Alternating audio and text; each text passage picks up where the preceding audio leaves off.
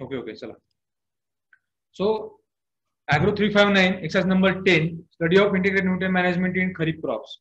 So topic is integrated nutrient management in kharif crop. Particularly exercise, the content of the exercise is regarding application of various fertilizer methods and quantity of fertilizers to different crops. So topic name is integrated nutrient management. याच्यामध्ये दिलेलं काय आहे या content मध्ये की वेगळ्या method कोणत्या ऍप्लिकेशनच्या फर्टिलायझरच्या आपण वेगळ्या क्रॉपला कसं अप्लाय करतो आणि त्याचं फर्टिलायझर डोस काय आहे. So topic is irrelevant regarding content given by our university. So we can let's continue about the topic. So objective is to know the method and time of application of fertilizer. म्हणजे झाडांना किंवा आपले जे plant आपण grow करतो खरीप season मध्ये असो रब्बी season मध्ये असो त्यांचं अप्लिकेशन कसं करायचं आणि टाइम त्यांची मेथड कशी आहे आणि how to and when to apply the fertilizers to the kharif crop is the motto of our objective. Okay, the efficient use of fertilizer by the crops depends upon the method of application and time of the application of fertilizer. म्हणजे झाडांना आपण कसं द्यायचं खत आणि कधी द्यायचं हे डिपेंड करतं. जर आपल्याला अन्न कधी द्यायचं सकाळी जेवतो दुपारी संध्याकाळी जेवतो तसं झाडांचं पण असतं त्यांना कधी पाहिजे त्यांचा ग्रोथ स्टेजला कधी पाहिजे म्हणजे एकदम बेसल डोसला आपण सोईंग करतो तेव्हा अर्ध द्यायचं किंवा परत 1 महिन्यानंतर परत क्रॉपच्या डिफरंट क्रॉपच्या डिफरंट स्टेजेस आहेत त्या ग्रोथ स्टेजेस आपण जर पर्टिक्युलरली कन्सिडर केल्या त्या गोष्टींना आपण जरी त्यांना दिलं त्या स्टेजेसला तरी इफेक्टिव्हली क्रॉप ग्रो होतं आणि त्याची ईल्ड आपल्याला जास्त मिळू शकतो. आपण झाडाला द्यावं लागतं झाड काय आपल्याकडे घ्यायला येणार नाही त्यासाठी इफिशियंट यूज ऑफ फर्टिलायझर हे कशावर डिपेंड असतं मेथड ऑफ अप्लिकेशन आणि time of application of fertilizer. म्हणजे आपण जी मेथड अप्लाय करतो क्रॉपला आणि जे योग्य वेळ असते ती द्यायची त्याला त्या टाइमला जर आपण पर्टिक्युलर फर्टिलायझर दिला इन इफिशियंट क्वांटिटी तरच तो क्रॉप चांगला ग्रो होईल आपल्याला चांगली ईल्ड भेटेल. जर ईल्ड जरी म्हणजे जर फर्टिलायझर आपण वेगळ्या मेथडने दिला जे इफेक्टिव्ह नाही आहे किंवा टाइम चुकलं इव्हन आपली क्वांटिटी जरी चुकली फर्टिलायझरची कमी झालं तरी ईल्ड कमी येणार जास्त झालं तरी एक्सेसिव्ह व्हिजिडिटी जास्त ग्रोथ होईल आपल्याला ईल्ड कमी भेटणार. ते इन्व्हर्स रिलेशन आहे आपल्या फर्टिलायझर क्वांटिटीशी आणि त्या ग्रोथ ईल्डशी. So there are 70 essential nutrients required by the plants for their proper growth and proper their increasing yield. First are carbon, hydrogen, oxygen, nitrogen, phosphorus, potassium, calcium, magnesium, sulfur, iron, manganese, zinc, copper, molybdenum, boron, chlorine and nickel. So first three elements are that is carbon, hydrogen and oxygen. They three elements are basic nutrients required by the crop plants. They are not mineral nutrients or we cannot supply by the fertilizers. They are basic structural functional elements of the crop plants. Carbon and hydrogen, oxygen, they are required in a very large quantity. About 90 to 95% plant body is made of these elements. They get carbon and oxygen from air and soil. They get hydrogen from water only and oxygen from water and soil also. So these are three basic structural chemical nutrients required by crop plant. This is carbon, hydrogen, oxygen. Then nitrogen, phosphorus, potassium. These NPK are called micronutrients or major nutrients because they require in a large quantity as per other mineral nutrients.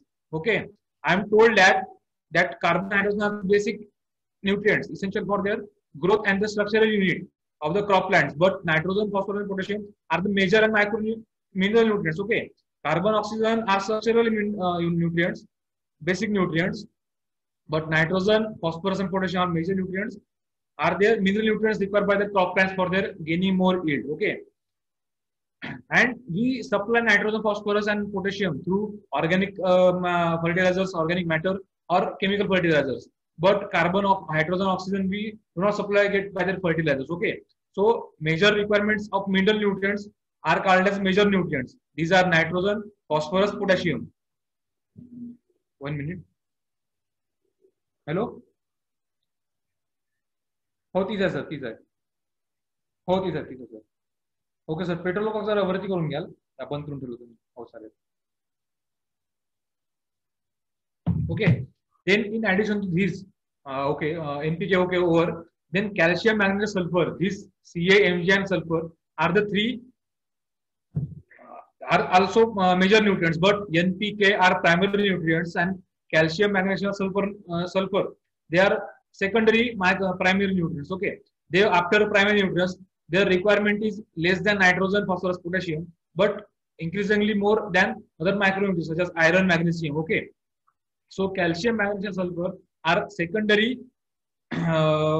major nutrients required by the plants for their additional growth, such as calcium and magnesium required for their flower development, leaf development, or magnesium is responsible for chlorophyll. But sulfur is induced oil content in oilseed crops and is the major nutrients of proteins, and some acids are sulfur is essential nutrients. Then iron, manganese, zinc, copper, molybdenum, boron, chlorine, and nickel are all these nutrients are micronutrients or space nutrients or oligonutrients. They require in a large quantity. The percentage or concentration in the plant are in ppm. Okay, iron required in 50 to 100 ppm, magnesium are in decreasing order. Okay, iron, manganese, zinc, copper are also micronutrients because they are in a required plant for in a very small or very less quantity. In addition to these beneficial elements which promote plant growth but are not absolutely necessary for completion of plant life cycle are cobalt, silicon, sodium, and selenium. Of these, 17 and 4 absorbed by the plants through the soil, while the remaining 3 CHO come from air and water. Okay, 17 nutrients are essential nutrients, considering basic nutrients, primary nutrients, or secondary nutrients, and micronutrients. But in addition to those elements, 17 elements, some beneficial elements are also there for requirement of the plant for special crops such as beetroot requires sodium, silicon, rice requires silicon, cobalt, or selenium. These 4 nutrients are beneficial nutrients required by the crop for their special growth or in a specific crop. But these out of 17 or 4 mineral nutrients, they are absorbed by the soil, while the remaining 3, the carbon and hydrogen and oxygen, are come from air and soil. That, as earlier told by me to you, that carbon and hydrogen, oxygen are the basic element required by the crop plant for their structural growth only. Then NPK, nitrogen, phosphorus, potassium are the most important plant nutrients required by the plants for their proper growth and yield. So carbon, hydrogen, oxygen, they are the structural units. They require in a large quantity of the plant. But NPK are these mineral nutrients essential for the proper growth and yield. Without them, plant can't survive in their life cycle, and growth is impacted due to deficiency of N, P, and K. Nitrogen is essential for protein synthesis, enzymes, and nucleic acid and chlorophyll. Nitrogen has a key role in a process of protein synthesis, enzymes, various nucleic acids, and in chlorophyll formation. In chlorophyll formation, nitrogen is bound with magnesium ion to form chlorophyll. That is mainly essential for the photosynthesis process. Without nitrogen, no development of chlorophyll, no photosynthesis occurs. So nitrogen is a very essential nutrient among all the primary nutrients. Then phosphorus is a key component of nucleic acids and plays an active role in energy transfer and also crucial role in root development, crop maturity, and seed production. And followed by nitrogen, phosphorus is also a key component in nucleic acids, active role in energy transfer. जे आपण ATP म्हणतो, atomic triad phosphate, जे proteins नंतर form होतात respiration नंतर, ही जी energy form होते ती consumption करायला फॉस्फरसची आवश्यकता असते. ते एडीपी असतात, ॲडेनाईन डायफॉस्फेट, त्यांना कन्वर्ट करायला परत फॉस्फरसची आवश्यकता असते. म्हणून 2 फॉस्फरस ॲटम जेव्हा कंबाईन करून एक फॉस्फरस ॲटम ऍड होतो तेव्हा एटीपी फॉर्म होते. एटीपी हे एनर्जी करन्सी आपल्या प्लांटमध्ये सगळ्यांना माहिती आहे, तुम्ही 12 शिकले असेल आणि आता फर्स्ट इयर सेकंड इयरला तुम्ही शिकलेली असेल. तो फॉस्फरस हा कंपोनंट आहे त्या न्यूक्लिक ऍसिडचा आणि ॲसिड ट्रान्सफॉर्मेशनचा. जी एटीपी फॉर्म होते ती फॉस्फरस मुळे फॉर्म होते. So phosphorus is the development in formation of grains also in flowers. So component is of nucleic acid, energy transformation, and mainly role in root development, crop maturity, and seed production. Then potassium is an important for plant stability. Potassium is requirement in plant is as equal to nitrogen. Okay, the grain concentration of any plant or any fruit or any pulses, the grain content of potassium is very low as compared to either stalk or straw content. जो vegetative part आहे कोणत्या प्लांटचा त्याच्यामध्ये potassium content जास्त असतो as compared to the grain मध्ये, fruit मध्ये किंवा एखाद्या फळच्या पॉड मध्ये. सो पोटॅशियम कशासाठी पाहिजे आपल्याला की it increase the disease resistant, pest resistance and drought resistance. It increases the resistance power of the plant to face the various diseases such as biotic disease and abiotic disease, in which drought, severe conditions of facing drought, reducing moisture trace, or pest and disease incidence. It increases the water level in the plant also is said. And potassium maintains the water level, turgor pressure, and stomatal control in the plant. So potassium is a main role in a transpiration also. Okay. The तीन जे element आहे आपले NPK हे फार महत्वाचे आहेत, mineral nutrients as in considered to growth and yield of the crop as compared to remaining elements such as secondary or in micronutrients. Okay. आता या एक्सरसाइज मध्ये काय दिलाय, एक्सरसाइजचं नाव काय आपलं इंटिग्रेटेड न्यूट्रिएंट्स. याच्यामध्ये कंटेंट असं दिलाय की इंटिग्रेटेड शिकायलाच नाही सांगितलं पोरांना बाय द युनिव्हर्सिटी. याच्यामध्ये तुम्हाला वेगळे मेथड्स म्हणजे जे केमिकल फर्टिलायझरचं इम्पॉर्टन्स काय आहे, त्याचे वेगळे डोज आहे काय शिकले. आता आपण शिकलं ते जे एनपीकेचा रोल काय आहे. मेनली आपण जे फर्टिलायझर प्लांटला देतो ती एनपीके मध्ये असते, नंतर पालाश आणि स्फुरद. बाकी आपण मायक्रोन्यूट्रिएंटचा स्प्रे करतो किंवा गरज पडण्याचा देतो आपल्या क्रॉपमध्ये. जसं की आता झिंक मध्ये किंवा झिंकचा किंवा सल्फरचा प्रॉब्लेम केला तर आपण अमोनियम सल्फेट किंवा झिंक ऑक्साईड हे आपण भातामध्ये फवारतो की भातामध्ये देतो. परत झालं कसं सल्फर झालं, सल्फर हा एक सेकंडरी न्यूट्रिएंट, पण आपण तो सोयाबीन किंवा ग्राउंडनट हे जे ऑइल सीड क्रॉप त्याच्यामध्ये देतो. पण मेनली कन्सिडर करताना एनपीके आपण जर दुकानात गेलं तुम्ही खत घ्यायला युरिया, एमओपी किंवा एसएसपी हेच तुम्हाला तीन खत मेजरली माहिती आहेत, कारण हेच प्लांटला जास्त जास्त प्रमाणात लागतात. म्हणून आपण एनपीके हे मेजर कन्सिडर करून आपण त्याला आपल्या घ्यायला शिकवलं आहे. ओके. नेक्स्ट आपण बघू ज्या मेथड्स आहेत फर्टिलायझर अप्लिकेशनच्या, त्या सॉलिड फॉर्म मध्ये असेल, लिक्विड फॉर्म मध्ये असेल, त्या कशा प्रकारे मेथड आपण आपल्या प्लांटला देऊ शकतो फर्टिलायझर अप्लिकेशन ते शिकूया. आता जो फर्टिलायझर सॉलिड फॉर्म जे आपण फर्टिलायझर सॉलिड फॉर्म मध्ये आपण प्लांटला देतो त्यांचं अप्लिकेशन कसं करायचं ते आपण प्लांटला द्यायचं कसं, याच्या तीन मेथड त्यांनी मेनली दिल्या आहेत. पहिल्या ब्रॉडकास्ट मेथड, दुसऱ्या प्लेसमेंट मेथड, तिसऱ्या लोकलाइज मेथड. आपण डिटेलमध्ये परत शिकणार आहे याच्यामध्ये. तो ब्रॉडकास्ट मध्ये परत दोन असे सब मेथड्स आहेत, ब्रॉडकास्ट ऍट सोविंग आणि ब्रॉडकास्ट ऍट सोईंग म्हणजे आफ्टर सोईंग. त्याला स्टॉप ड्रेसिंग सुद्धा म्हणतात. म्हणजे एक मिनिट,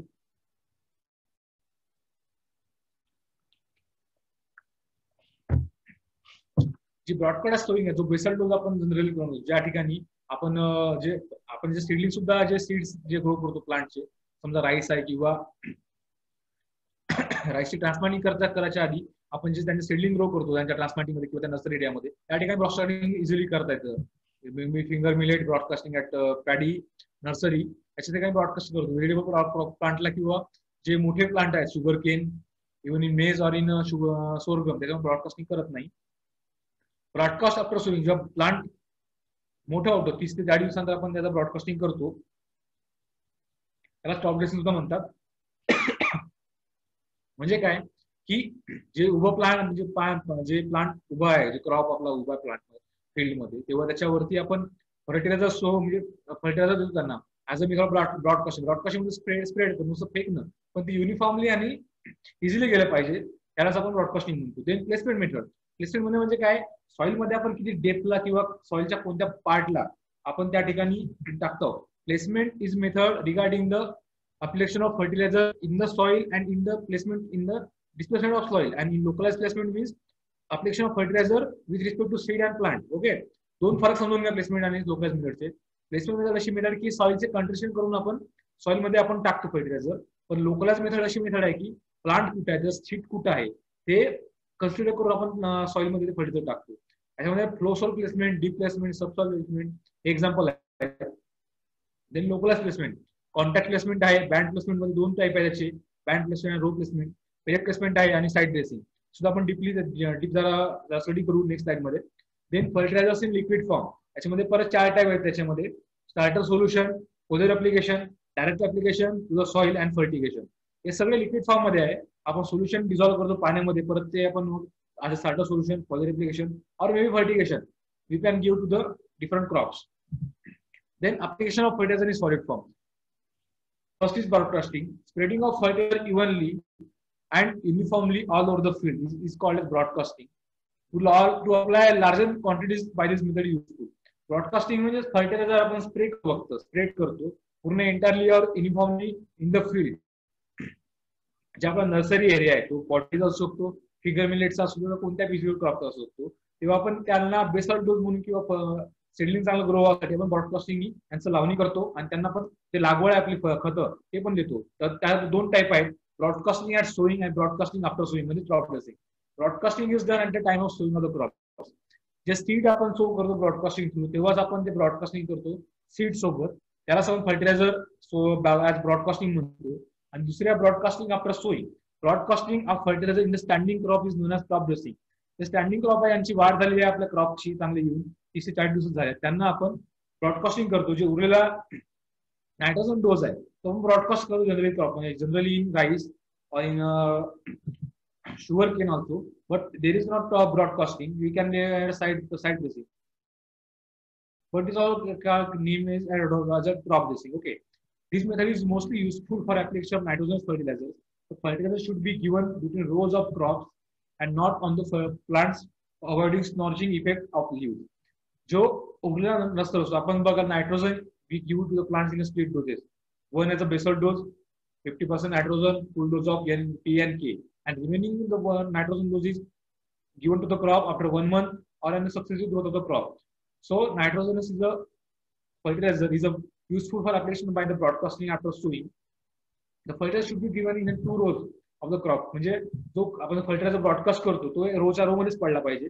जर प्लांटच्या लीफवर पडला किंवा प्लांटवर पडला तर त्या फर्टिलायझरची हीट असते, प्रत्येक फर्टिलायझर हा गरम असतो, त्या हीटमुळे प्लांट जळू शकतात. त्याच्यामुळे जो प्लांटवर जर पडला, प्लांटच्या लीफवर पडला तर स्नॉर्चिंग इफेक्ट होतो. त्याच्यामुळे ब्रॉडकास्टिंग करताना एक काळजी घ्यावी त्या माणसांनी की झाडावर न पडता ते बरोबर त्या सॉइलमध्येच पडला पाहिजे प्लांटच्या जवळ, तर ते ब्रॉडकास्टिंग इफेक्टिव्ह होईल. तर झाडावर त्याचा काही उपयोग राहणार नाही. जर ती आपण मेज असेल किंवा राईस असेल किंवा शुगर केन असेल किंवा सोर्गम असेल, ज्याच्यामध्ये राईस ज्याच्यामध्ये जे आपले पॅनिकल आहेत किंवा लिव्स आहेत किंवा ते हे आहेत आपण काय म्हणतो त्याला टिलर्स आहेत, त्यातून जे निघतात त्या ठिकाणी पडलं तर ते सडून जातील ना त्याच्या हिटमुळे. त्याच्यामुळे जो सोईंग करणारा माणसा व्यक्ती आहे तो स्किलफुल पाहिजे. त्याच्या ब्रॉडकास्टिंग करताना किंवा स्प्रेड करताना फर्टिलायझर्स त्याला स्किलफुल यायला पाहिजे, युनिफॉर्म स्किलमध्ये पडले पाहिजे. एक ड्रॉबॅक आहे, आणि ड्रॉबॅक असा की किती पण फर्टिलायझर कुठं पण चालला जाईल, ते युनिफॉर्म स्प्रेडिंग झाली पाहिजे. 2 ड्रॉबॅक त्याच्यामध्ये आहेत. Okay, you can see in the pictures is left hand side fertilizer at sowing and right hand side broadcasting at crop dressing. One laborer or one farmer is spreading fertilizer plus seed at the time of sowing. In the method of broadcasting and in the second figure you can see the farmer is crop dressing of fertilizer, that is urea, in a rice seedling of that is after sowing. Okay, then placement method. In this method, fertilizers are placed in the soil irrespective of the position of the seedlings or growing plants. Flow soil placement is the first method. म्हणजे देखो या समजून घ्या कसं आहे तर जे placement method आहे, in this method fertilizer are placed in respect of soil. Okay, आपण सॉइल मध्ये फर्टिलायझर टाकापासून पण in respect of position of seedling and growing plants, पण याच्यामध्ये आपण कन्सिडर करत नाही की सीड कुठं आहे, प्लांट कुठं आहे किंवा अन्य झाड कुठं. Okay okay, flow soil placement. Fertilizer is placed in a continuous band in the bottom of furrow at a time of flowing. Each band is covered as the next furrow is turned by this method. Fertilizer is placed in the moist soil zone. Placement method ही फक्त soil ला आपण apply करतो. त्याच्याशी त्या मेथडशी plant कुठं आहे, seed कुठं आहे आणि सीडलिंग कुठं आहे त्याचा काही संबंध नाही. फक्त आपल्याला वेगळ्या सॉइलच्या डेप्थ मध्ये किती खोल आपण करतो त्याच्यानुसार जे सब टाईप पडलेले आहेत. आता जे फ्लो सोइल प्लेसमेंट आहे त्याचा अर्थ काय आहे, जी कंटिन्युअस बँड आपण त्या फरो मध्ये आपण टाकतो, म्हणजे आपला नांगर चालू आहे किंवा आपण हे करतो फरो पाडतो, लगेच फरो उघडला आपण नांगर किंवा जे फरो ओपनर आहेत आपण जे यूज करू शुगर केन मध्ये किंवा कुठल्या क्रॉप मध्ये, जे फरो ओपनर आपण ट्रॅक्टर डाऊन असतो किंवा बुलेट डाऊन असतो, ते फरो ओपन झाल्या आपण त्या फरो मध्ये लगेच तेवढ्या डेप्थ मध्ये म्हणजे 5 ते 10 सेंटीमीटर डेप्थ मध्ये लगेच आपण खत टाकतो. ते खत टाकल्यानंतर बरोबर अल्टरनेट फोरो मध्ये ते मॉइश्चर त्याच्यामध्ये आपण घातली जाते. म्हणजे एक फोरो ओपन झाला, दुसरा ओपन झाला, त्याच्यामध्ये जो फोरो ओपन झालेला आहे त्या ठिकाणी बरोबर त्याची माती ओपन पडते त्या फर्टिलायझर मध्ये. म्हणून फ्लो सोल प्लेसमेंट म्हणजे काय, आपण जसा फ्लो ओपन केला कंटिन्युअस रो मध्ये किंवा कंटिन्युअस ब्लँड मध्ये त्या ठिकाणी बरोबर आपण फर्टिलायझर टाकायचा with the help of manual lever or with the help of artificial furrow opener किंवा tractor drawn bullock drawn. Okay, आणि लगेच त्याला माती आपण झाकून देतो नेक्स्ट फोरो ओपन झाल्यानंतर. Okay, then deep placement. This method is common method, is not common method. Okay, ही एक कॉमन मेथड नाही आहे, कारण ही फक्त आपण राईस म्हणजे पॅडी या क्रॉप मध्येच करू शकतो. This method is useful for application of nitrogenous and phosphatic fertiliser the transplanted paddy crop. In this method, the fertilizers are applied in the flow furrow in dry soil before flooding the land. During puddling operation, it is mixed thoroughly in the active root zone of the crop. The deep placement ही फक्त आपण paddy crop मध्ये करतो, तेही transplant paddy ज्या ठिकाणी आपण पडल condition आहे त्या ठिकाणी पाणी आहे, 15 ते 20 सेंटीमीटर पाणी आहे, दोन मेथड आहे आपण राईस ग्रो करताना, एक ट्रान्सप्लांटिंग मेथड किंवा आपण डायरेक्ट सोईंग करतो. त्या ठिकाणी पडलिंगची आवश्यकता नसते. ज्या ठिकाणी पाणी आहे त्या ठिकाणी डिप्लेसमेंट मेथड करतो. अशा वेळेस काय करायचं की जे फर्टिलायझर आपण टाकतो ऍज अ ब्रॉडकास्टिंग करा किंवा बाय प्लेसमेंट करा, डिप्लेसमेंट, त्या ठिकाणी सॉइलच्या डेप मध्ये आपण कन्सिडर करत नाही की प्लांट कुठे आहे, सीट कुठे आहे, पण इन अन ऍव्हरेज जे सॉइल डेप्थ आहे त्या पडलिंग कंडिशन मध्ये किंवा त्या ट्रान्सप्लांट पॅडी मधली, समर्ज वॉटर कंडिशन आहे फ्लडिंग लँड मध्ये, त्या ठिकाणी आपण खत पाण्याच्या खाली गेला पाहिजे पण लिशिंग लॉस पण झाला नाही पाहिजे. ही काळजी घेऊन आपण ड्युरिंग पर्लिंग ऑपरेशन किंवा प्लांट जरी येऊन म्हणजे ग्रो झालाय पण फ्लडिंग कंडिशन त्या राईस मध्ये असते, तेव्हा सुद्धा आपण तो डिप्लेसमेंट करू शकतो फर्टिलायझर. जे nitrogen fertilizer DAP, ammonium sulphate आणि डायमंड फॉस्फेट हे दोन बेसल डोसेस किंवा फर्टिलायझर आहे आपण प्लॅडीला आपण डिप्लेसमेंटसाठी यूज करू शकतो. देन सब सॉइल प्लेसमेंट. आता बघा क्लोजर प्लेसमेंट ही 5 ते 10 सेंटीमीटर दरम्यान, डिप्लेसमेंट ही फक्त आपण पॅडीमध्ये करतो ते फ्लडिंग मध्ये एरियामध्ये, आणि सब सॉइल प्लेसमेंट म्हणजे सब सरफेस आहे आपला सॉइलचा जो भी 30 सेंटीमीटरचा खालचा थर आहे त्याच्यामध्ये आपण ते सब सॉइल प्लेसमेंट करतो सॉइलची. Okay, placement of fertiliser in the subsoil with the help of heavy power machinery is known as subsoil placement. This method is used for application of phosphatic fertilizer such as rock phosphate in acidic soils in humid and subhumid conditions. जी subsoil placement आहे जो 30 सेंटीमीटरच्या खालचा जो below part आहे तो सब surface त्याला म्हणतो आपण सॉइलचा, त्या ठिकाणी आपण जी मेथड अप्लाय करू सबसॉइल प्लेसमेंटची, जेणेकरून की आपण जेव्हा पण आपण सोईंग करतो एखाद्या क्रॉपची, तेव्हा रूट डेव्हलप होतात, आपण लगेच जेव्हा आपण खत टाकतो लगेच त्या प्लांटला भेटत असं नाहीये, कारण जो फॉस्फरस आहे पोटॅशियम आहे तो टाकल्यानंतर प्लांटला हळूहळू अवेलेबल होत असतो, एकाच घडत नाही. म्हणजे त्या प्लांटचे रूट खाली ग्रोथ होतात तर लगेच त्यांना भेटावं 30 दिवसानंतर का 15 दिवसानंतर, त्याच्यामुळे सबसॉइलिंग करतो.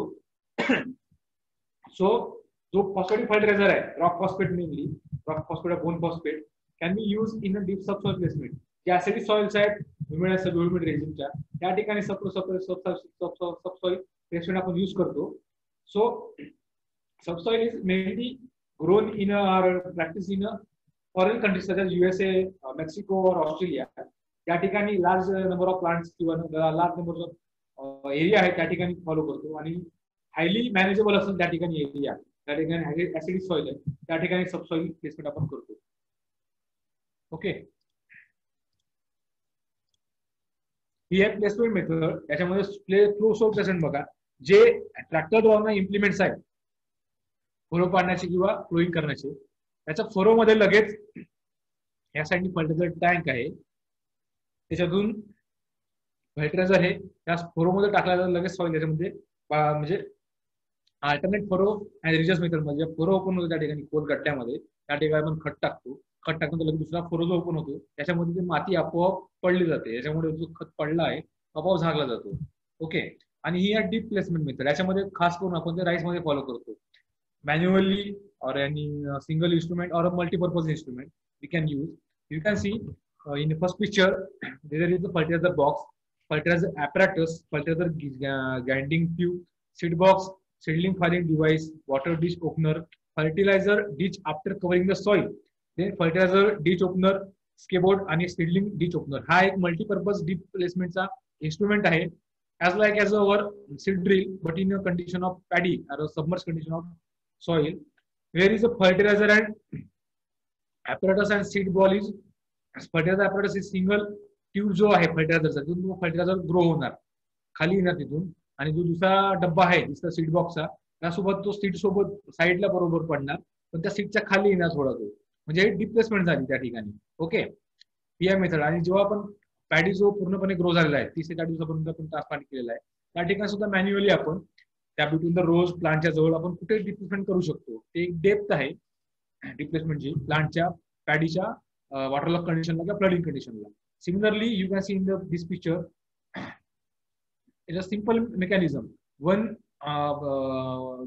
in between the two seed boxes or fertilizer boxes the row is kept of the paddy. म्हणजे काय, सेंटरला त्या रो मधून तो सरळ माणूस चालला घेऊन आणि दोन साईडला फर्टिलायझर बॉक्स मधून ते आपोआप त्या पाण्यामध्ये किंवा त्या पडल कंडिशन मध्ये त्या फ्लडेड वॉटर मध्ये त्या सबमर्ज कंडिशनच्या पाण्यामध्ये आपोआप ते फर्टिलायझर ते डीप म्हणजे त्या पाण्याच्या खाली जाऊन प्लेस होत आहेत, म्हणजे ऑटोमॅटिक त्या प्लांटला रूटला भेटतील नंतर लगेच.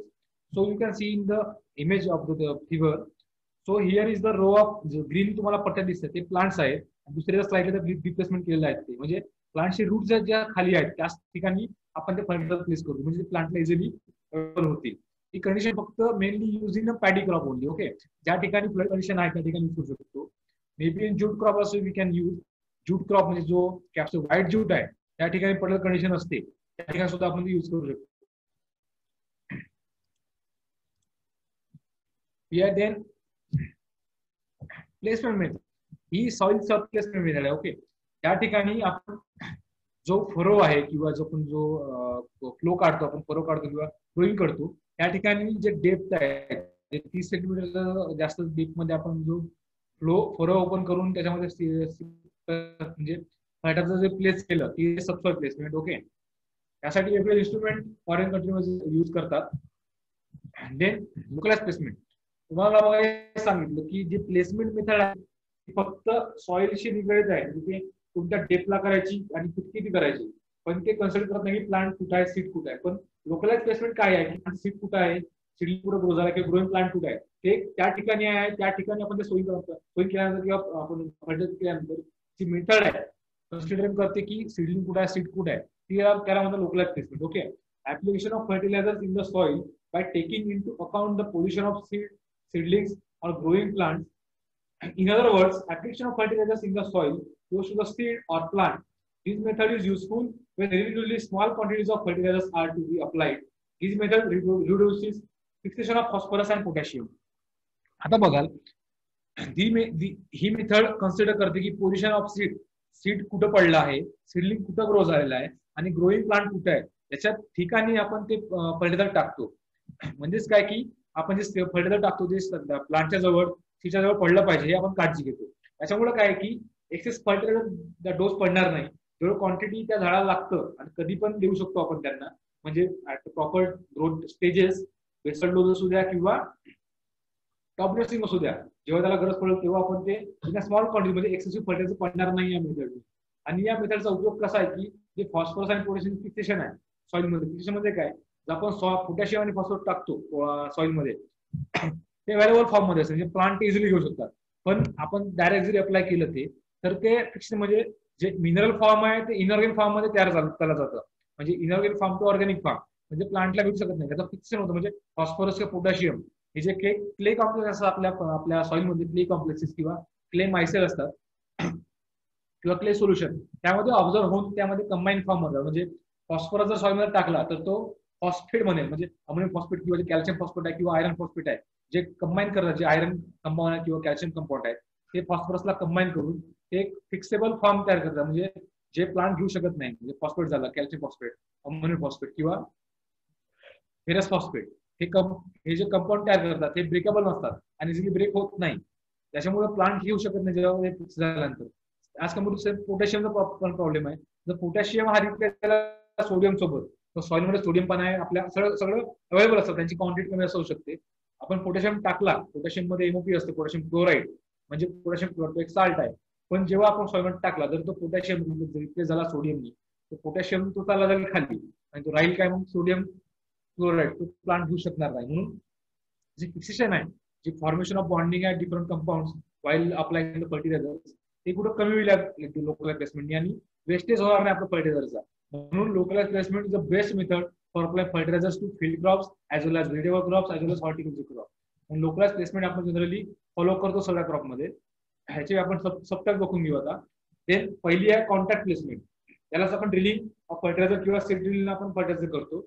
Drilling of fertilizers and seed together while sowing, that is placement of seed and fertilizer in the same row. Fertilizer placed below the seed by the seed drill. At the time of sowing, आपण ज्वारी पेरली किंवा मका पेरला, आपण समजा seed ड्रिलने पेरला मशीननी किंवा साधा seed ड्रिलनी, त्याच्यामध्ये दोन सीड बॉल असतात, एक सीड साठी आणि एक फर्टिलायझर साठी. आपण दोन्ही एका वेळेस पेरले तर त्याचे कॉन्टॅक्ट प्लेसमेंट झाली, म्हणजे सीडच्या बरोबर आपण त्याला आपल्या फर्टिलायझरवर सोविंग करतो, त्याच्यामुळे कॉन्टॅक्ट दोघांचा कॉन्टॅक्ट आहे की कसा, बरी थोडं जवळ दूर पडते जवळ पडते, पण एका वेळेस आपण स्लो सोईंग करतो आणि एका वेळेस आपण फर्टिलायझर प्लेस करतो ऍट द सेम टाइम, म्हणजे कॉन्टॅक्ट प्लेसमेंट आहे. Best method is drilling of fertilizer seed both at the time of sowing. Okay, then plant placement. Fertilizer is placed either in continuous or discontinuous bands. Application of fertilizers in discontinuous band is known as hill placement. It is most useful for widely spaced crops. It is fruit and vegetable crops. Application of fertilizers in continuous band is known as row placement. and it is used in a sugarcane, potato, maize and cotton.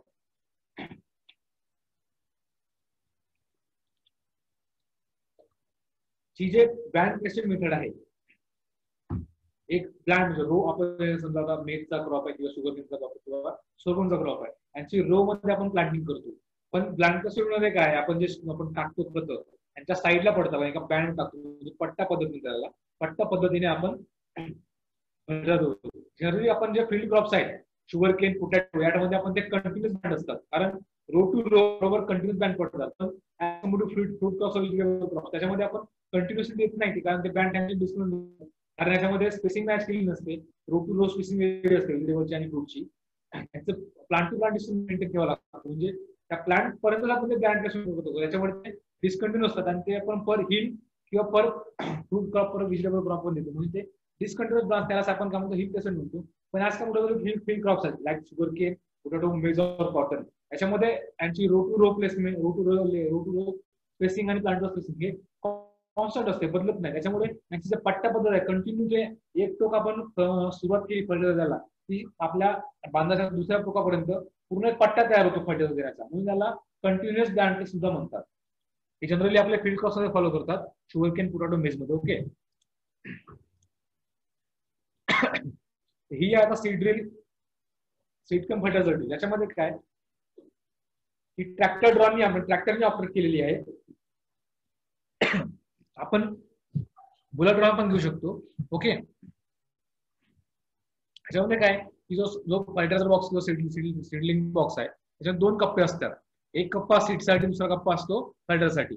At a time आपण जेव्हा sowing करतो as seed drill, तेव्हा साथ म्हणजे seed सोबतच fertiliser सुद्धा खाली पडतो आणि त्या सीडच्या जवळ असतं, म्हणून त्याला कॉन्टॅक्ट प्लेसमेंट म्हणतात. Okay, then band placement, it refers to placement of fertiliser in the band. तुम्ही बघू शकता की या सॉइल मध्ये बघा की हे शुगरकेनची प्लांटिंग आहे. ओके, रिजन करू मधली या ठिकाणी जे रिजेस आहेत आपण प्लांटिंग करतो, या ठिकाणी कंटिन्युअसली आपण प्लांटिंगच्या वेळेस, प्लांट करायच्या आधी आपण खत टाकलेलं आहे त्या शुगरकेनला.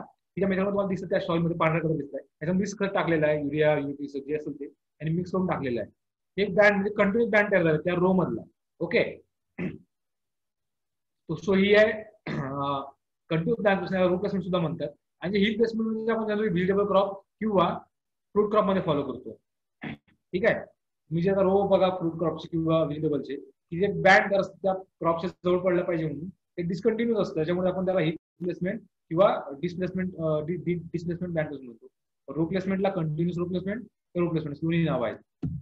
Then pellet application. In this method, the nitrogenous fertilizer is applied in the form of pellets, 3 to 5 centimeters deep between the two rows of the paddy crop. The briquettes of urea and DAP are applied by this method. म्हणजे pellet म्हणजे काय, तुम्ही जर tablet बघितली, tablet एखादी आपली गुडेची किंवा काही, ते टॅबलेट फॉर्म मध्ये आपण फर्टिलायझरचा फॉर्म चेंज करतो. त्याचा उपयोग काय की जे नायट्रोजन फर्टिलायझर आहे, आपण जनरली पॅडी क्रॉप मध्ये आपण पेलेट युज करतो. ते DAP ब्रिक्वेट्स किंवा युरिया ब्रिक्वेट्स आहेत, ते पेलेट फॉर्म मध्ये असतात. पेलेट फॉर्म म्हणजे काय, एका राऊंड शेपचं आपण कॉलम शेप मध्ये करतो आणि ते एका टॅबलेट सारखं असतं आपल्या बॉडी सारखं.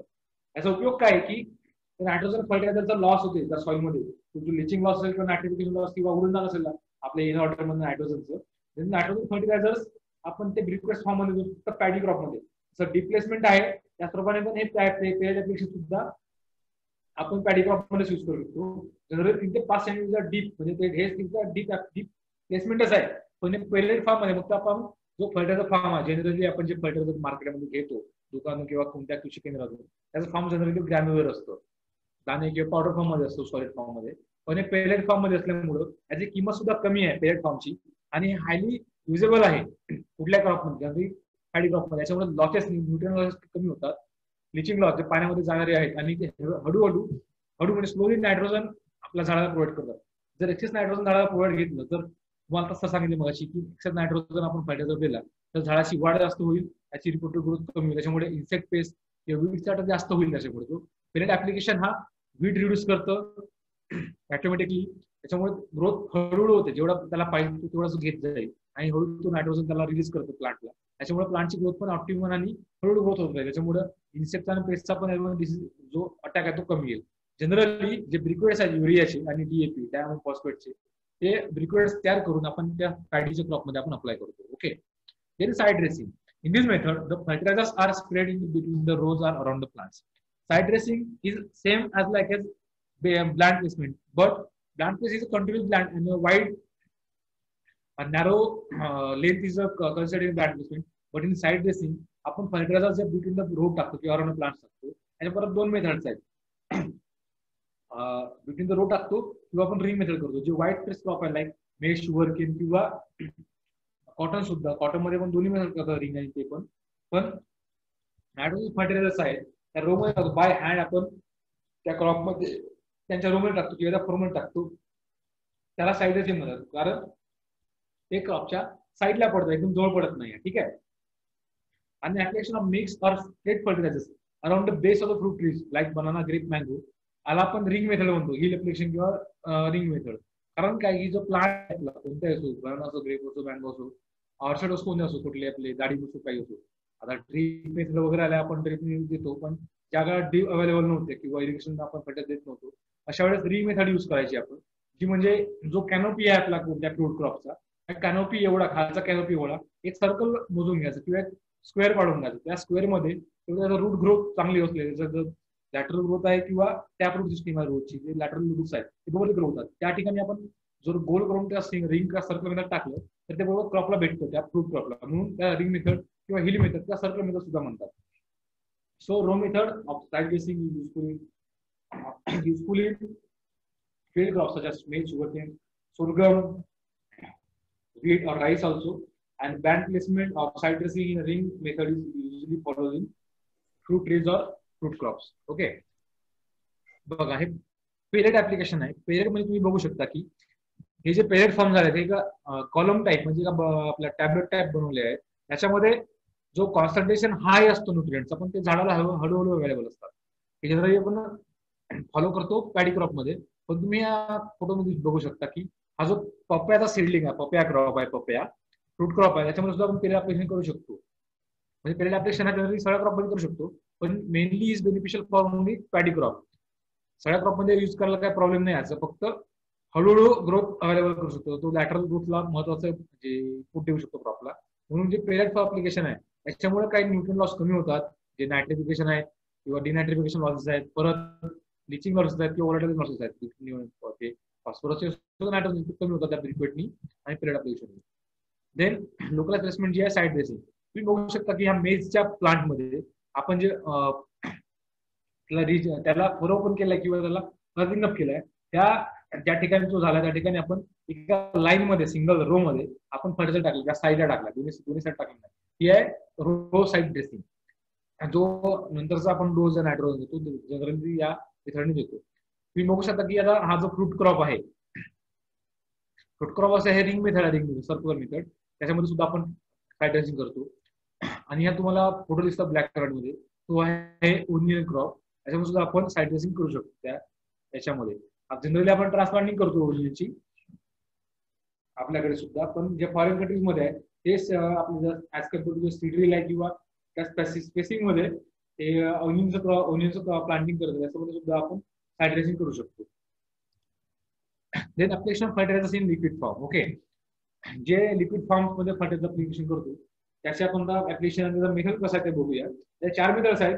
पहिल्या स्टार्टर सोल्युशन. स्टार्टर सोल्युशन म्हणजे काय, आपण स्टार्टर, आपण जेवणामध्ये बघा तुम्ही कोणी हॉटेलला जाल किंवा काय कराल स्टार्टर मागतो. स्टार्टर म्हणजे काय, जेवणाच्या आधी आपण काय म्हणजे जस्ट जेवणाच्या आधी पापड असेल तर सलाद वगैरे आपण स्टार्टर मागतो. याचा अर्थ काय, स्टार्टर सोल्युशन म्हणजे काय, प्लांट आता ग्रो व्हायला लागलं किंवा सीडलिंग स्टार्ट होत आहे, त्याला गरज आहे थोडीशी खाण्यापिण्याची किंवा मेंटेन करायचं त्याचं ग्रोथ, त्यासाठी स्टार्टर आपण देतो त्याला खाण्याचं. तो स्टार्टर सोल्युशन म्हणजे जो लिक्विड फॉर्म देतो त्याला आपण स्टार्टर सोल्युशन म्हणतो. नंतर आपण लॅटरली त्याला मग जे रिकॉर्ड डोज ऑफ फर्टिलायझर आपण देत असतो. बघू स्टार्टर सोल्युशन काय आहे आता. Solution of fertilizers consisting of nitrogen, phosphorus and potassium in the ratio of 1:1 or 1:1 are applied to young plants or vegetable plants at a time of transplanting. Starter solution म्हणजे काय, हा एक solution पाण्यात. त्याच्यामध्ये काय, समजा आपण 100 लिटर पाणी घेतलंय, त्याच्यामध्ये 1 किलो नायट्रोजन टाकलं, 2 किलो टाकला पोटॅशियम आणि 2 किलो टाकला फॉस्फरस, 1 किलो टाकला पोटॅशियम. हा झाला 1:2:1. म्हणजे 1 किलो नायट्रोजन, 2 किलो फॉस्फेट आणि 1 किलो पोटॅशियम हे जर टाकलं या पाण्यामध्ये, त्याला सोल्युशन तयार केलं आणि तो सोल्युशन आपण त्या यंग सेडलिंगला किंवा ट्रान्सप्लांटिंग करायच्या वेळेस आपण ते सीडलिंग त्या सोल्युशन मध्ये जरी डुबवून थोड्या ठेवलं आणि लगेच त्याची ट्रान्सप्लांटिंग केली तर तो स्टार्टर सोल्युशनचं काम करतो. ओके, त्याचे रेशिओ आहे लक्षात ठेवा, ते 1:2:1 और 1:1:1. म्हणजे काय की तेवढं पडलं पाहिजे. म्हणजे 10 लिटर सुकलं तुम्ही पाणी किती घ्या, पण 1 किलो 2 किलो आणि 1 किलो किंवा 1 किलो एक सगळे 1 किलो ते पडलं पाहिजे याच्यामध्ये. ठीक आहे. Then this solution is known as starter solution. The starter solution helps in rapid establishment and quick early growth of seedling. ठीक आहे. स्टार्टर सोल्युशन आहे काय रॅपिड ग्रोथ इस्टॅब्लिश करण्यासाठी, झाडाची चांगली लवकर वाढण्यासाठी जे सीडलिंग आहे. त्याच्यात तुम्ही बघू शकता की हा सीडलिंग आहे याचा आपला टमाटरचं तुम्ही जे आपण पॅडीची क्रॉप आहे किंवा आपण फिंगर ट्रान्सप्लांट करून त्याच्यामध्ये लावतो, जरी ते आपण उपटून आणलं एखादी आपण ड्रम किंवा एखादी आपलं मोठं पांड तयार केलं त्याच्यामध्ये आपण पाणी टाकला 50 किंवा 100 लिटर, त्याच्यामध्ये 1-2 किलो 1 किलो जरी नत्र पालाश आणि स्प्रोट टाकले तरी ते ट्रान्सफॉर्मेशन काम करतं. काय नाही करायचं, स्टिलिंग जरी आपण डीप केलं का रूट पूर्णपणे आपण अर्धा दिवस किंवा 1-2 दिवस डीप करून ठेवलं, लगेच ते प्लांटला अवेलेबल होतात आणि लगेच ट्रान्सप्लांटिंग केलं की प्लांट त्याची ग्रोथ चांगली होते. मग स्टार्टर सोल्युशन काय की स्टार्टर म्हणजे काय तुम्हाला सांगितलं जातं, स्टार्टर जे आपण स्टार्टर भूक कमी करायचा प्रयत्न करतो त्याप्रमाणे झाडामध्ये सुद्धा स्टार्टर म्हणजे चांगली वाढवण्यासाठी आपण स्टार्टर सोल्युशन अप्लाय करू शकतो. जनरली हे व्हेजिटेबल म्हणून फॉलो करतो, फील्ड क्रॉप मध्ये वगैरे अवस्था आपण फॉलो करत नाही. Then is a foliar application spraying fertilizers on the leaves of growing crops is known as foliar application. Only 2% or 3% addition of foliar application spray is used for the foliar application. More than 2 or 3% concentration of solution may be used, but it will affect the leaf quality or maybe leaf burning may occur. So leaf scorching effect may occur due to high concentration of spray solution of the fertilizers. Generally, these follow in the cotton, maize, or vegetable crops when there is a nutrient leaching or nutrient deficiency in the cotton field. म्हणजे जर तुम्ही बघा की 60 ते 90 दिवसामध्ये crop मध्ये deficiency द्यायला लागतात किंवा 2 डिजीज होते रेडनिंग इन कॉटन, त्या लाल रोग म्हणतो कॉटन मधला. अशा वेळेस 2% डीएपी किंवा 2% युरिया याचा स्प्रे जरी केला तरी तो रिकवर होतो. जरी आपण ते कोणत्या क्रॉप मध्ये करू शकतो फॉलोअर ऍप्लिकेशन, जर सॉइल मध्ये न्यूट्रिएंट डिफिशियन्सी आली त्याचा प्लांटवर जर इफेक्ट झालं तर आपण ते युज करतो. जनरली जे मायक्रो न्यूट्रिएंट्स आहेत झिंक, बोरॅक्स किंवा फेरस वगैरे याची डिफिशियन्सी जर ऑफर झाली आपल्याला आपल्या प्लांटच्या फील्डमध्ये तेव्हा त्याचा 1%, 2%, 3% हे कॉन्सन्ट्रेशन तयार करून आपण ते स्प्रे करतो. आता 2% म्हणजे कसं की 100 लिटर पाण्यामध्ये 2 किलो युरिया टाकायचा तर तो 2% झाला. 3% म्हणजे काय 3 किलो जे युरिया किंवा 3 किलो डीएपी 100 लिटरच्या पाण्यामध्ये जो आपण सोल्युशन तयार करतो त्यालाच आपण हे म्हणतो त्याला 3% कॉन्सन्ट्रेशन 100 पर्सेंटचा जो कॉन्सन्ट्रेशन तो 100शी कंपॅरिझन करायचा. म्हणजे 100 साठी 3 किलो 10 साठी 300 ग्राम.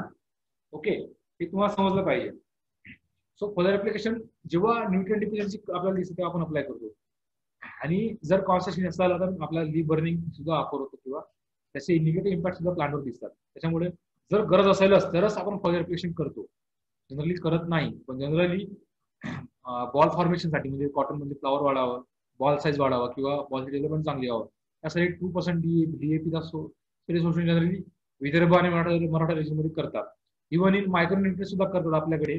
आपल्याला जर तुम्ही ग्रेप जर बघितलं पुण्याकडे सातारा सांगली जिथे असेल बागायतदार असतील मोठे आपले आसगावचे वगैरे तर त्यांच्याकडे जे मायक्रो न्यूट्रिएंट स्प्रे करायला तयार करतात कारण त्यांचं कॉन्सन्ट्रेशन मेंटेन असतं. ठीक आहे. जरी प्रत्येक क्रॉप मध्ये आपण करू शकतो पण depending on situation, depending on that nutrient deficiency in terms. Okay. Then direct application of liquid fertilizer to soil.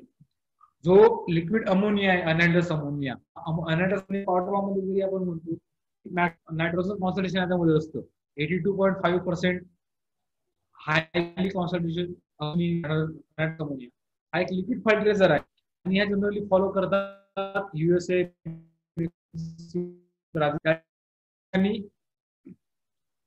Large area म्हणजे पर पर्सन मोर या ठिकाणी ही मेथड फॉलो करतात direct of fertilizer to soil. पण आपल्या इंडियामध्ये किंवा आपल्या महाराष्ट्रामध्ये आपण डायरेक्ट सॉइल मध्ये आपण फर्टिलायझर टाकत नाही.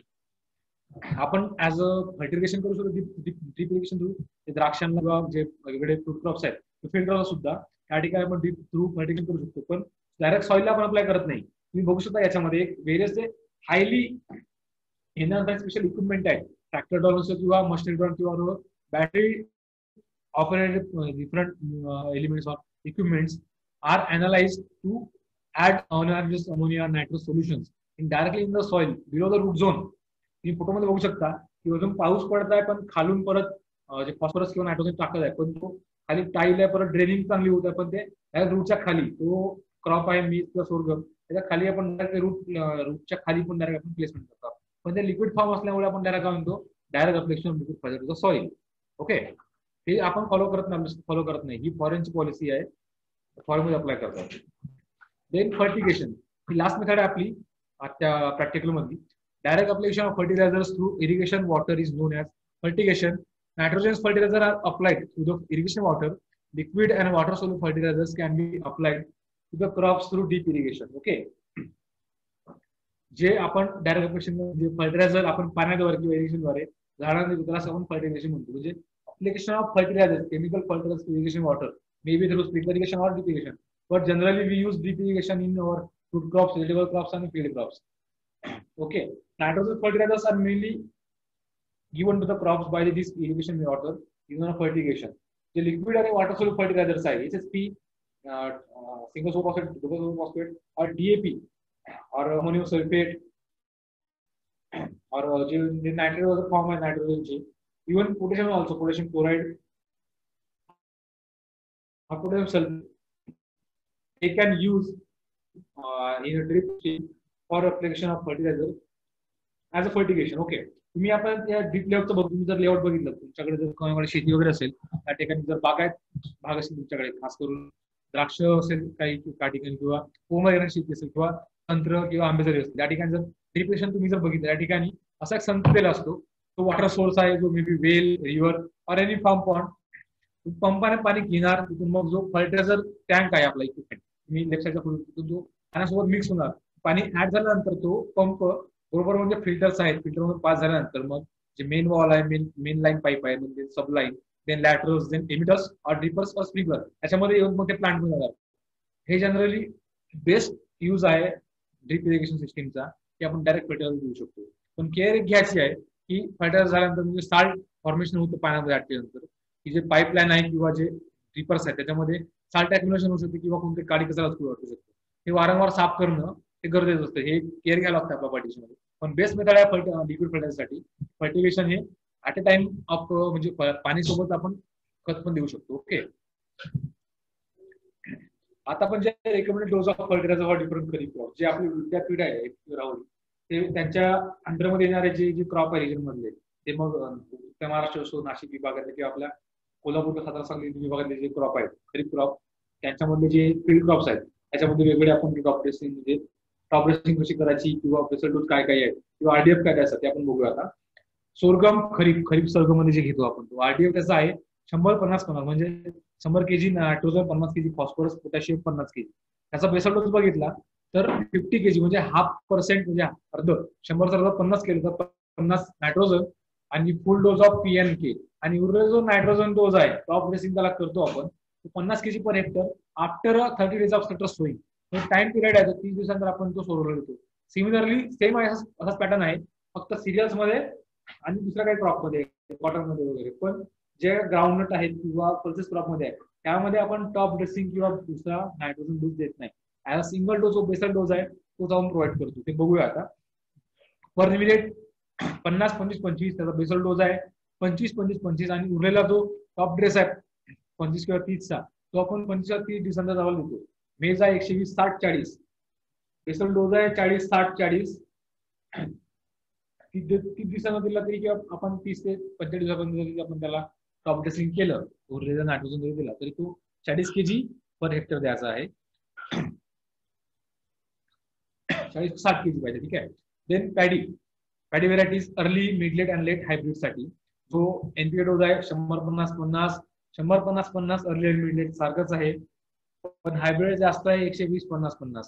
त्याचा बेसल डोस सुद्धा चेंज 50-50, 40-50-50 आणि 60-50-50. अर्ली आणि अर्लीला सारखंच आहे 50चं. पण तुम्ही मिडलेट आणि लेटला बघितलं तर मिडलेटला सुद्धा 40 kg टॉप ड्रेसिंग करतो आपण नायट्रोजन, पण ते कधी ते करतो आपण 25 ते 30 दिवस आफ्टर सोडून. आणि मिडलेटला करतो आपण 40 डेज आफ्टर सोईंग, 55 ते 60 डेज अपडेट पासून. हायब्रिड साठी आहे बेसल डोज 60-50-50, त्याचा बेस जो उरलेला डोज आहे टॉप ड्रेसिंग तेवढा करता. कधी कधी करता बघा 25-30-30 आणि 55-60 या 2 वेळेस आपण त्याला ड्रॉप ड्रेसिंग करतो. देन ग्राउंडनट रेनफेड साठी आहे 12-25 बेसल डोज आणि आरडीएफ, आणि इरिगेटर साठी 25-50. जनरली जे पल्सेसचा जो बेसल डोज आणि आरडीएफ आहे तो सेम असतो. सोयाबीनचा 50-75-45 याच्यामध्ये फॉस्फरस जास्त लागला त्याला. सीसीएम 50 फक्त, सीसीएमला पोटॅशियम फॉस्फरसची गरज नसते. त्याचा बेसल डोज आहे 25, अवरेला 25 आपण 3 वीक नंतर देतो. देन नायजर 20-00 याचा बेसल डोज 10 आणि उरलेला 10 आपण टक्के 10 kg नायट्रोजन 20 नंतर देतो. देन कॅस्टर 60-40 याचा बेसल डोज 30-40, उरलेला 30 kg नायट्रोजन आपण 40-45 दिवसांनी देतो. पण उरलेला red gram, green gram, black gram, cowpea, sesamum, moth bean आणि हॉर्सग्राम हे जे क्रॉप्स आहेत, सिसॅमन आहे चुकलेलं काहीतरी डबल ऍड झालं आहे ते. ओके, हे जे पल्सेस आहे त्याच्यामध्ये सगळ्यांचा आरडीएफ आणि बेसल डोस सारखा असतो, पण सगळ्यांचा डोस पण सारखा आहे. 25-50 हा जनरली डोज आपण फॉलो करतो पल्सेस मध्ये. देन कॉटन रेनफेड साठी देशी आणि हायब्रिड, इरिगेटेड साठी व्हेरायटीज आणि हायब्रिड बीटी कॉटन. प्रत्येकाचा डोस वेगळा आहे, प्रत्येकाचा फॉलियर अप्लिकेशन सुद्धा त्याचा टाइमचा वेगळा पडतो. बघा 50-50-25 त्याचा बेसल डोज 15.5, 50-25 उरला बेसल डोज 25 आपण 3 दिवसांचा त्याचा फॉलियर स्प्रे सुद्धा घेऊ शकतो. त्याचा हायब्रिडचा 40-40, इरिगेटेड व्हेरायटीचा 40-40, हायब्रिड देशी रेनफेड आणि इरिगेटेड व्हेरायटीचा सारखा आहे. हायब्रिडचा 100-50-50 आणि बीटी कॉटनचा 125-65-65. देन सनेम 20-40-40. ओके, देन ज्यूट जो कॅप्सुलाइजचा व्हाईट ज्यूट ओलिफेशन हा तसा ज्यूट म्हणजे गोल्डन ज्यूट, त्यांचा सुद्धा वाटीमध्ये फरक आहे. 60-30-30 आणि 40-20-20. Okay, then recommended dose of fertilizers for finger millet जे मायनर मिलेट्स आहेत, मायनर मिलेट्स, कोझो मिलेट, कोडो मिलेट, यांचा बेसल डोज कमी आहे नायट्रोजनचा डोज वगैरे, पण प्रत्येकाचा डोज वेगळा आहे. फिंगर मिलेट बघाल तर 60-30-30 आफ्टर ट्रान्सप्लांटिंग उरलेला आपण डोज नायट्रोजन नंतर देतो. ओके, देन फॉक्सटेल मिलेट याचा सुद्धा 25-0 याला ना आपण फॉस्फोरस पोटॅशियम देतो.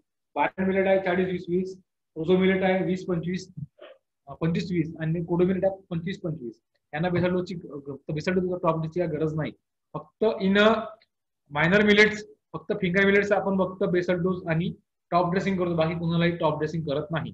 ओके, आता आपली झाली एक्सरसाइज कम्प्लीट. याच्यामध्ये तुम्हाला काय करायचं आहे की जे आपण शिकलो ते तुम्हाला व्यवस्थित लिहायचं आहे, आणि तुमच्या घरी जे क्रॉप तुम्ही सोईंग केले आहेत त्यांचं तुम्ही त्यांच्या घरी, तुमच्या घरी जर तुम्ही समजा शुगर केन सोईंग केला आहे किंवा कोणासाठी हळद वगैरे असेल, कोणते क्रॉप असो, may be vegetables or field crops, त्यांचं तुम्ही फर्टिलायझर ऍप्लिकेशन कसं केलं ते याचा फोटो पाहिजे सोबत, तुम्ही करताना सुद्धा फोटो पाहिजे, आणि ते कसं केलं आहे ते सांगलं पाहिजे तुमच्या मित्रांमध्ये. म्हणजे त्या एक्समध्ये तुम्ही आलं पाहिजे. तुमचा ऑब्जेक्टिव्ह तोच आहे की तू मेथडचा आहे किंवा ऍप्लिकेशन टाइम आहे, तुम्ही कधी करता काही नाही, त्या गोष्टी आल्या पाहिजे. तुम्ही या मध्ये काय करायचं आहे फक्त तुम्हाला की तुमच्या ज्या क्रॉप मध्ये, तुमच्या घरी जे क्रॉप आता ग्रो होत आहेत, मे बी शुगर कोणता क्रॉप असेल, आता तुम्ही म्हणजे बऱ्याच वेळ झाला असेल मला वाटतं खरीप क्रॉप करून, पण खत देणं सुरू असेल, आता शुगर केला खत देणं सुरू असेल किंवा ग्राउंडनटचा निघला म्हणा पूर्ण, हळदीला खत देणं सुरू असेल, जे जे क्रॉप आहेत किंवा निघून झाले असतील, तुम्ही बघा तुमच्या शेजारी बाजाराकडे कोणाकडे असेल, पण ते पुढे पाहिजे. तुम्ही खत देताना आणि खत टाकताना यापैकी तुम्ही कोणती मेथड यूज करा. तुमच्या क्रॉप मध्ये, तुमच्या शेजाऱ्यांच्या, तुमच्या गावामध्ये जे जे क्रॉप खत देणं सुरू असेल त्या ठिकाणी जा, चौकशी करा, कोणत्या पद्धतीने खत देतात ते माझ्या डाउनलोड करा, ते पद्धत का देतात फॉलो करताना विचारा, तुम्ही विचारा का बरं देतात आणि कोणती मेथड त्यांना फायदेशीर आहे. आणि त्यामुळे बेसल डोस देताना आणि टॉप ड्रेसिंग करताना क्रॉप वाईज ते त्यांना सांगा, आणि तुम्ही इम्प्लिमेंट करून त्याचे फोटो मला पाहिजे, ग्रुपवर टाका, सर चेक करतील नंतर तुमची मॅन्युअल सुद्धा. ओके, ॲग्रो 359 साठी. आता कोणाला काय क्वेश्चन आहे तर तुम्ही विचारू शकता, चॅटबॉक्स मध्ये विचार किंवा पर्सनल विचार, पण आवाज नको जास्त. आणि एक काम करा, आता सगळ्यांची व्हिडिओ सुरू करा बरं. पार्टिसिपेंट्स आहेत आपले 99-100, मला फोटो बघू द्या सगळ्यांचे. साईड तुमची जे प्रेझेंटेशन स्लाइड आहे स्टॉप करतो, सगळ्यांची व्हिडिओ सुरू करा लगेच.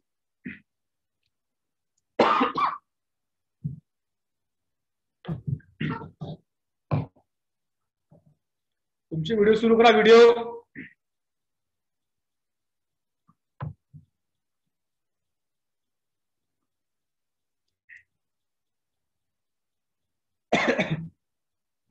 काही दिसत नाही.